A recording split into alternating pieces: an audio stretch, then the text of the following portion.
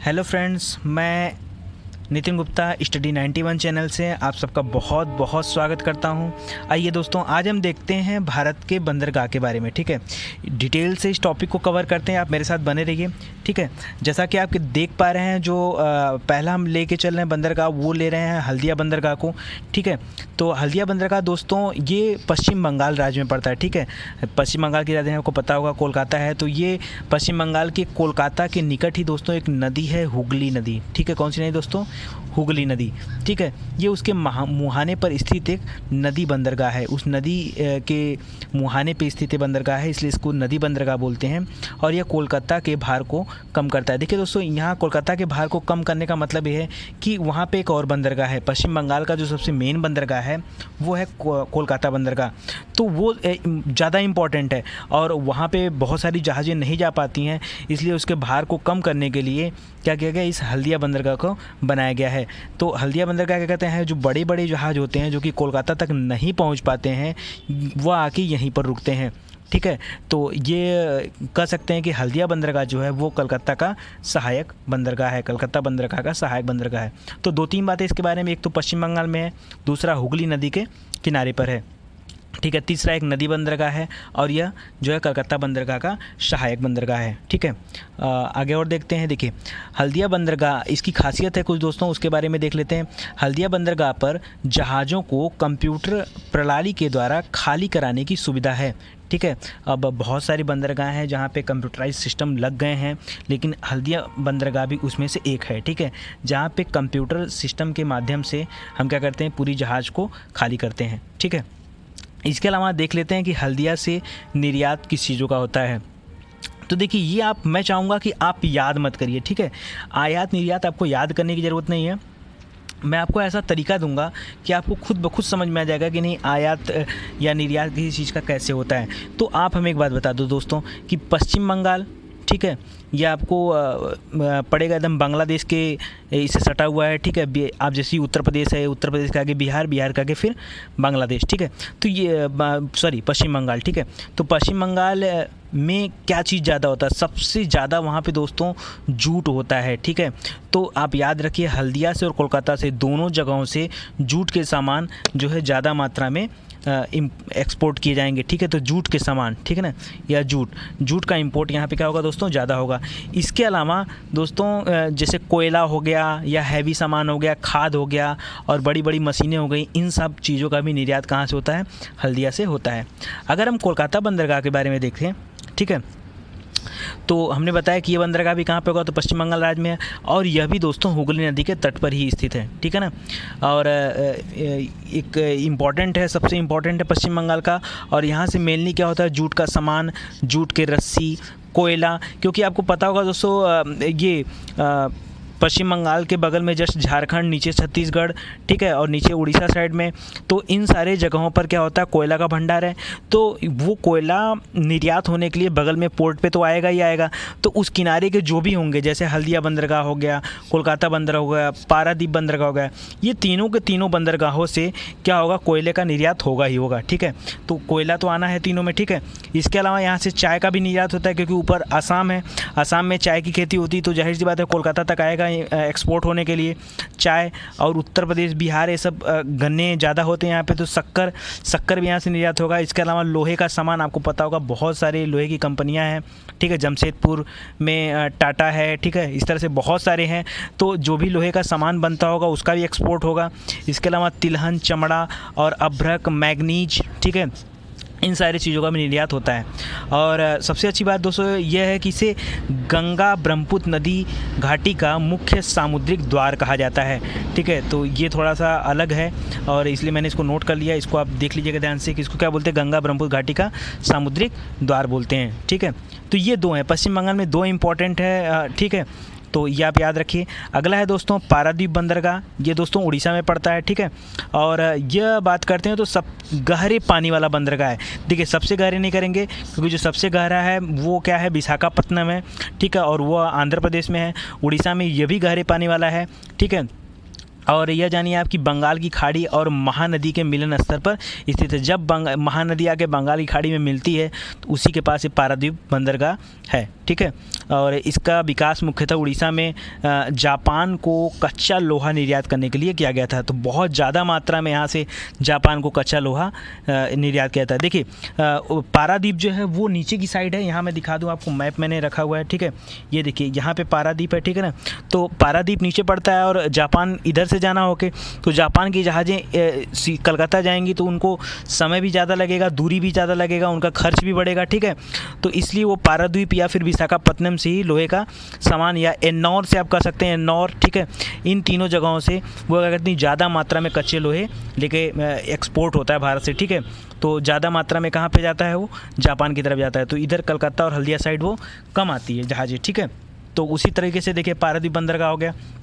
और यहाँ की एक दो बातें आप याद रखिए जो इम्पॉर्टेंट है आपके लिए। तो यह चक्रवात प्रभावित क्षेत्र है, यहाँ पे ज़्यादा मात्रा में चक्रवात आते हैं, बहुत कई बार होता है कि यहाँ बहुत चक्रवात आते हैं। उन चक्रवातों की वजह से जहाज़ों को चलने में बड़ी हेल्प भी मिलती है, ठीक है। और सबसे इम्पॉर्टेंट दोस्तों ये देखिए, एशियाई कछुओं हेतु ये प्रसिद्ध है, ठीक है। यहाँ पे एशियाई कछुए आते हैं, ठीक है। एशियाई कछुओं की विश्राम स्थली भी इसे कहते हैं पारादीप बंदरगाह को, ठीक है। तो ये इम्पोर्टेंट था, ठीक है। आगे देखते हैं दोस्तों, देखिए विशाखापट्टनम जो मेन है, ठीक है, ये देखते हैं। विशाखापट्टनम देखिए आंध्र प्रदेश में है, ठीक है। और यह एक तो प्राकृतिक है, दूसरा सर्वाधिक गहरा है। सबसे गहरा बंदरगाह कौन सा दोस्तों, तो विशाखापट्टनम है। हमने प्राकृतिक क्यों बोला, क्योंकि देखिए इस बंदरगाह के मुख पर एक डॉल्फिन नोज नाम की पहाड़ी, से डॉल्फिन होती है ना, मछली होती है, मछली की जो नाक होती है ना एकदम इस तरीके से कर्व के आकार का, तो ये डॉल्फिन नोच की तरह एक पहाड़ी है वहाँ पे, जो समुद्र में निकले होने के कारण यह तूफ़ानों से स्वतः सुरक्षित रहता है, ठीक है, अपने आप सुरक्षित रहता है। और यह देश का चौथा सबसे बड़ा बंदरगाह है। इसके अलावा व्यापार की दृष्टि से भी चौथा सबसे बड़ा बंदरगाह है, ठीक है, दोनों में चौथा चौथा, ठीक है। और यहाँ पे जो मेनली काम होता है वो जहाज़ निर्माण का काम होता है, टाइल्स निर्माण का काम होता है, और जापान को लौह निर्यात करने के लिए मैंने आपको बताया कि पारादीप से होगा और यहाँ से भी होगा। इसके अलावा तेल साफ करने की शोधनशाला भी यहाँ बनी हुई है। तो देखिए आपको जहाँ जहाँ जहाज़ निर्माण होगा वहाँ वहाँ तेल शोधनशाला भी होगी, तेल साफ करने की शोधनशाला भी वहाँ होगी, ठीक है। तो ये हो गया। आइए आगे देखते हैं। इसके अलावा अगर हम बात करते हैं कि और कौन कौन सी चीज़ें विशाखापट्टनम से निकलती है, तो देखिए आंध्र प्रदेश और उधर महाराष्ट्र के बहुत सारे बड़े घने जंगल हैं, और जंगलों से फिर क्या मिलेगा, लकड़ियाँ मिलेगी।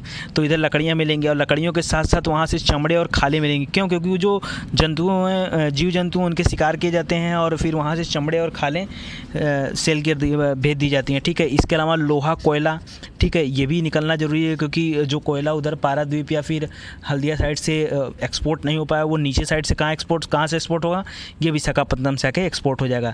इसके अलावा दोस्तों मूंगफली और मैग्नीज भी यहाँ से भेजा जाता है, मैग्नीज जो कि छत्तीसगढ़ में पाया जाता है, ठीक है। तो ये भी आता है यहाँ पे। और सूती वस्त्र, रासायनिक खाद और इस्पात के सामान आदि को भी हम भेजते हैं। तो कुछ चीज़ें देखिए नॉर्मल से, इस्पात का सामान, हैवी सामान, ये तो नॉर्मल है, तो हर उस पे होंगे, ठीक है, पोर्ट पे होंगे। और एक चीज़ और है दोस्तों, यह सबसे बड़ा जलयान उद्योग यहाँ पर है। तो मैंने आपको पीछे बताया कि यहाँ पे जहाज़ निर्माण होता है, तो सबसे बड़ा जलयान उद्योग भी कहाँ पे है, विशाखापट्टनम में, ठीक है। और काकीनाडा देखिए, काकीनाडा ये आंध्र प्रदेश में पड़ता है दोस्तों, ये काकीनाडा बंदरगाह, ठीक है। और ये गोदावरी नदी के डेल्टा के उत्तरी किनारे पर स्थित है, और यहाँ से मेनली क्या होता है, तम्बाकू निर्यात किया जाता है, ठीक है। कुछ और चीज़ें बता दूं मैं दोस्तों कि आंध्र प्रदेश से याद आया, आप मेरा वीडियो देखिए, अनुसंधान केंद्र को लेकर मैंने एक वीडियो बनाया हुआ है। तो जो तम्बाकू अनुसंधान केंद्र है, ठीक है, तम्बाकू का जो अनुसंधान केंद्र है दोस्तों, वो राजमुंदरी में है, ठीक है ना। और राजमुंदरी कहाँ पे दोस्तों, तो राजमुंदरी आपके काकीनाडा में है, ठीक है। सॉरी, काकीनाडा कह रहे हैं, राजमुंदरी जो है वो आंध्र प्रदेश में काकीनाडा के पास ही। और वहाँ से क्या होता है, इस राजमुंदरी से क्या कहते हैं, यहाँ पे तम्बाकू रिसर्च सेंटर है। वैसे आंध्र प्रदेश में टोबैको सिटी ऑफ इंडिया, ठीक है, टोबैको सिटी ऑफ इंडिया बोला जाता है गुंटूर को दोस्तों, ठीक है, आप याद रखिए इस चीज़ को, गुंटूर, ठीक है, गुंटूर को बोला जाता है। गुंटूर एक वहाँ का एक ज़िला है, ठीक है। तो गुंटूर को टोबैको सिटी ऑफ इंडिया बोलते हैं, ठीक है। जबकि तम्बाकू रिसर्च सेंटर कहाँ पे दोस्तों, तो राजमुंदरी में। ये दोनों ही काकीनाडा के आसपास हैं, ठीक है। और यहाँ से तम्बाकू निर्यात किया जाता है, ठीक है। आगे देखते हैं दोस्तों एन्नौर, ठीक है। एन्नौर ये तमिलनाडु का है, ठीक है। अभी हमने 2 देखा, आप रिवाइज कर लीजिए, 2 देखा, हल्दिया और कलकत्ता बंदरगाह, तो वो हमारा पश्चिम बंगाल में है। उसके बाद हमने देखा पारादीप, वो हमारा उड़ीसा में था, एक ही, ठीक है। उसके बाद हमने देखा विशाखापट्टनम चौथे नंबर पे और काकीनाडा, ठीक है। तो ये दोनों के दोनों आंध्र प्रदेश में है। अब देखिए आगे हम लोग देख रहे हैं एन्नौर। एन्नौर जो है दोस्तों ये तमिलनाडु में है, ठीक है। और यह देश का सबसे बड़ा कंप्यूटराइज्ड बंदरगाह है, ठीक है ना। और इसके अलावा देश का निगमित बंदरगाह भी है। निगमित मतलब दोस्तों क्या होता है, तो कारपोरेट से लिया जाता है, कारपोरेट पोर्ट, ठीक है ना। और क्यों ऐसा कहा गया, क्योंकि 1956 में दोस्तों यह एक कंपनी के रूप में दर्ज किया गया। और कौन सी कंपनी दोस्तों, तो एन्नौर पोर्ट लिमिटेड। हालांकि अब इस एन्नौर पोर्ट लिमिटेड का नाम बदल के दोस्तों कामराज पोर्ट लिमिटेड रख दिया गया। ये देखिए आपके एग्जाम पॉइंट ऑफ व्यू से इम्पॉर्टेंट है, क्योंकि एन्नौर को अब एन्नौर नाम से नहीं बुलाया जाता, उसे हम कामराज पोर्ट लिमिटेड बोलते हैं, ठीक है। एन्नौर पोर्ट लिमिटेड किस में बदल गया है, कामराज पोर्ट लिमिटेड, ठीक है। तो ये ज़रूरी है, दो बंदरगाहों का नाम बदला गया है, जो मैं आपको आगे बताऊंगा। एक तो हमारा एन्नौर हो गया कामराज पोर्ट लिमिटेड, और एक और आगे आएगा, ठीक है, तूतीकोरिन, ठीक है। पहले हम देख लेते हैं चेन्नई को। चेन्नई भी दोस्तों तमिलनाडु में है, तमिलनाडु की राजधानी है दोस्तों चेन्नई, ठीक है। और यह भारत का बृहत्तम और कृत्रिम बंदरगाह है। मतलब यह बंदरगाह प्राकृतिक नहीं है, कृत्रिम इसे बनाया गया है, ठीक है, मनुष्यों के द्वारा। और मुंबई के पश्चात भारत का दूसरा सर्वाधिक व्यापार करने वाला भी बंदरगाह यही है, ठीक है। तो पहला मुंबई है, दूसरा आपका चेन्नई है, ठीक है। इसके अलावा अच्छा यहाँ से भेजा क्या जाता होगा, तो पेट्रोलियम पदार्थ, लौ एस्क, इन सारी चीज़ों को यहाँ से एक्सपोर्ट किया जाता है। तूतीकोरिन दोस्तों ये भी तमिलनाडु में है, ठीक है, तूतीकोरिन। और यह एक खुला बंदरगाह है, ओपन पोर्ट है। और जो हेयर द्वीप के समीप है, 9 किलोमीटर यहाँ से हेयर द्वीप पड़ता है। हेयर एक द्वीप है दोस्तों। द्वीप किसे कहते हैं, जिसके चारों तरफ से पानी हो उसे द्वीप बोलते हैं। तो यहाँ पे एक हेयर द्वीप है, जैसे लक्षद्वीप है, अंडमान निकोबार द्वीप है, उसी तरह से हेयर भी एक द्वीप है। और यहाँ से मेनली क्या होता है, कोयला निर्यात होता है, ठीक है। तो आइए हम देख लेते हैं, यहाँ पे तूतीकोरिन आपको बता देते हैं। देखिए यहाँ पे कोलकाता था पहला वाला, ठीक है। यहाँ पे हल्दिया है, ठीक है दोस्तों। यहाँ से जस्ट नीचे ये पूरा का पूरा पार्ट जो है ये कलकत्ता का ये पश्चिम बंगाल का पार्ट है, ठीक है, ये वाला, ठीक है। और यहाँ से देखिए उड़ीसा है, ठीक है, ये उड़ीसा है। यहाँ पर महानदी आती है, तो यहाँ पे पाराद्वीप हो गया, ठीक है। ये ऊपर विशाखापट्टनम, फिर काकीनाडा। यहाँ बीच में दोस्तों एक मछलीपट्टनम भी है, इसको मैंने इसलिए नहीं बताया, मसूलीपट्टनम आपने सुना होगा इतिहास में, ठीक है, वही मसूलीपट्टनम है। तो बहुत ज़्यादा इंपॉर्टेंट नहीं है, लेकिन मैं बता दे रहा हूँ यहाँ पे। ये भी आपके आंध्र प्रदेश में। एन्नौर आपको यहाँ बॉर्डर के नीचे थोड़ा सा पड़ जाएगा, एन्नौर, उसके नीचे जस्ट चेन्नई। और फिर यहाँ पे पुदुचेरी जो केंद्र शासित प्रदेश है दोस्तों, पुदुचेरी में भी एक पोर्ट है, तो पुदुचेरी का एक अपना पोर्ट हो गया, ठीक है। तूतीकोरिन नीचे पड़ता है, जहाँ पे रामेश्वरम मंदिर है, ठीक है, यहाँ के पास तूतीकोरिन। और सबसे नीचे कन्याकुमारी, ठीक है दोस्तों। तो ये आप देख रहे होंगे अंडमान निकोबार यहाँ हो गया, तो ये है, ठीक है। आगे देखते हैं, दिखाई ये पुदुचेरी है, इसके पहले देख लेते हैं। और यहाँ से कोयला निर्यात होता है, और यह एक मत्स्य पत्तन भी है। तो मत्स्य पत्तन आपको ध्यान रखना है, कौन कौन से पत्तन मत्स्य पत्तन, देखिए 2 ही 3 पत्तन है जो मत्स्य पत्तन है, मत्स्य के लिए फेमस है। जैसे पहला तूतीकोरिन हो गया, पुदुचेरी हो गया। पुदुचेरी भी क्या है, एक मत्स्य पत्तन है। और एक चीज़ मैंने आपको और बताया कि एन्नौर को जिस तरह से कामराज पोर्ट लिमिटेड बोलते हैं दोस्तों, यहाँ देखिए एन्नौर को कामराज पोर्ट लिमिटेड, ठीक उसी तरह से तूतीकोरिन को बीओ चिदम्बरनार, ठीक है, बीओ चिदम्बरनार बोला जाता है।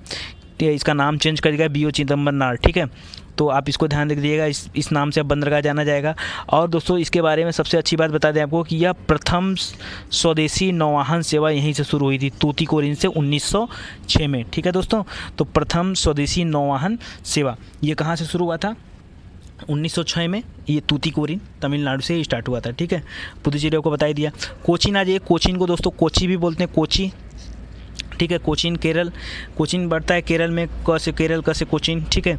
और यह एक प्राकृतिक बंदरगाह है दोस्तों। फिर से याद करिए कि कृत्रिम बंदरगाह कौन सा था, तो चेन्नई क्या था, कृत्रिम बंदरगाह था, ठीक है। ऐसे याद कर लीजिए, वहाँ पे जगह नहीं है प्राकृतिक का, या प्राकृतिक ख़त्म हो गया, बाद में उसको आदमियों ने बनाया कृत्रिम बंदरगाह, तो चेन्नई, ठीक है। याद करने का तरीका है, कुछ है नहीं, ठीक है। तो यहाँ पे देखिए कोचीन एक प्राकृतिक बंदरगाह है। पहला प्राकृतिक बंदरगाह हमने जो मेन सबसे इंपॉर्टेंट वो हमने देखा था विशाखापट्टनम, जहाँ पे क्या था, डॉल्फिन नोज, ठीक है। आगे देखते हैं दोस्तों। और इस कोचीन के पास ही दोस्तों ये जो केरल के पास है, यहाँ से एक पालघाट दर्रा है, आपने सुना होगा, थाल घाट, भोर घाट और पाल घाट। तो पाल घाट वाला जो दर्रा है केरल के पास से जाता है, ठीक है ना, और यहीं दर्रे के पास से रेल मार्ग गुजरता है और वहीं से कनेक्टेड है, ठीक है, पूरे दक्षिण भारत में। यहीं से अगर इस केरल तक आना होता है, कोचीन तक, तो यहीं से फिर ये रेल मार्ग के थ्रू आता है और सारे के सारे आंतरिक भाग जो भीतरी भाग हैं वो इसी से जुड़ा हुआ है। यहाँ से मेनली दोस्तों ऑस्ट्रेलिया और यूरोप के जहाज़ आके रुकते हैं कोचीन में, ठीक है। और हमने बताया था कि यहाँ पे जहाज़ निर्माणशाला है, देखिए कोचीन में भी है और विशाखापत्तनम, ठीक है। तो दोनों एक दूसरे का अपोजिट साइड में है, देखिए इधर विशाखापत्तनम है, इधर कोचीन, ठीक है ना, यहाँ पे।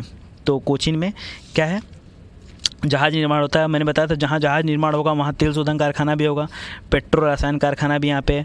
और यहाँ से आपको पता होगा कि केरल में नारियल ज़्यादा होता है, तो नारियल, काजू, रबड़, इलायची, मसाला, इन सब में केरल जो है आगे है।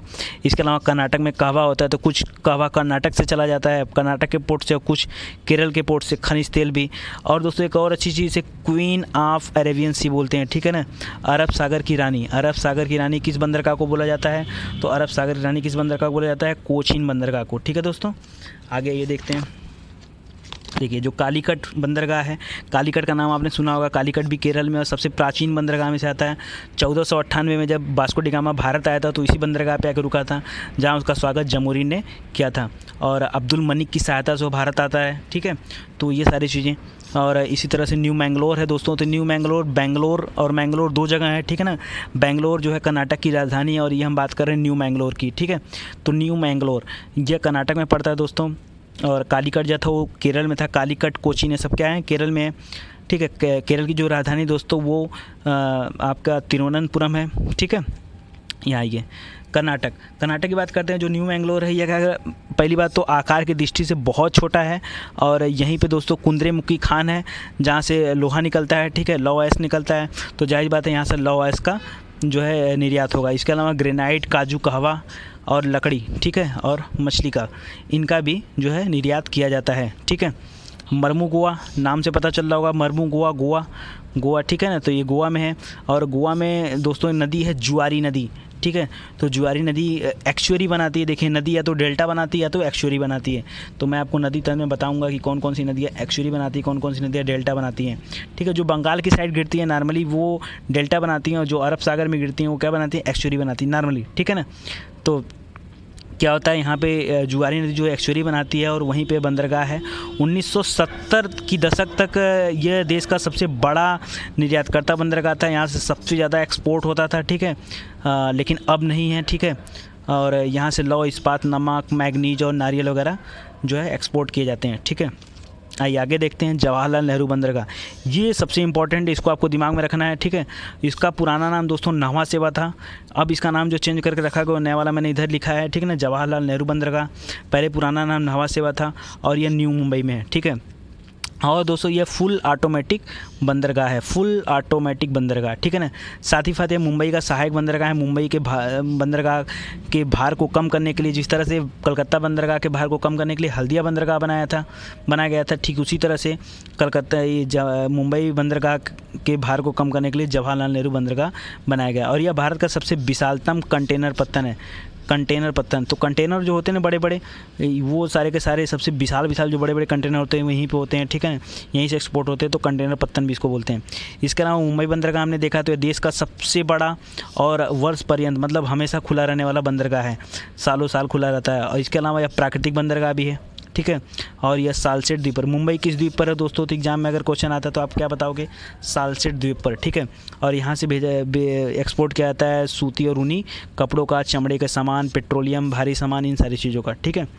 आगे आइए, कांडला है दोस्तों। कांडला जो है गुजरात में पड़ता है दोस्तों, और ये गुजरात के कच्छ के रण में पड़ता है दोस्तों। एक चीज़ें मैं आपको बता देता हूँ, देखिए गुजरात का जो ये वाला पार्ट है ना, गुजरात का आकार कुछ इस तरह से दिखे, आप समझ पा रहे होंगे, ठीक है। गुजरात के दो पार्ट बन जाते हैं। सबसे ऊपर जो दोस्तों एक क होता है, नीचे वाला ख होता है। क से दोस्तों, क से कच्छ की खाड़ी और ख से खंभात की खाड़ी, ठीक है ना। तो ये होता है, तो जो यहाँ कच्छ की खाड़ी है, यहाँ कच्छ का रण है, ठीक है, तो कच्छ का रण, ठीक है। तो ये कच्छ की खाड़ी जो गुजरात में ऊपर पड़ता है, नीचे वाले में खंभात पड़ता है, तो ये ऊपर वाले में, ठीक है, यहाँ इस वाले पॉइंट पे है यह ज्वारी बंदरगाह है, ठीक है ना। तो यहाँ ये जो इस तरह का आकार है, इसमें पानी आके लड़ने की वजह से यहाँ पे ज्वार की उत्पत्ति होती है। तो ये ज्वारी बंदरगाह है जो कि जहाज़ों के लिए ज़्यादा सहायक होता है, ठीक है। तो कांडला।